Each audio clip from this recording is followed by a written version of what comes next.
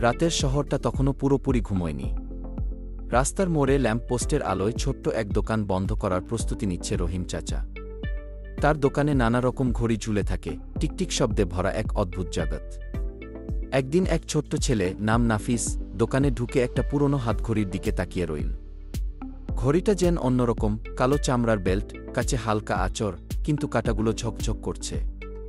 ছেলেটি ফিসফিস করে বলল, চাচা, এই ঘড়িটা কি বিক্রি করবেন? রহিম চাচা একটু থেমে ঘড়িটার দিকে তাকালেন। এটা বিক্রির ঘড়ি নয় বাবা, এটা একসময় আমার বাবার ছিল।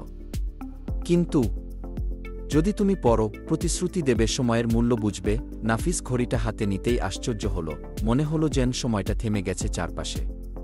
সেদিনের পর থেকে ছেলেটি বদলে গেল।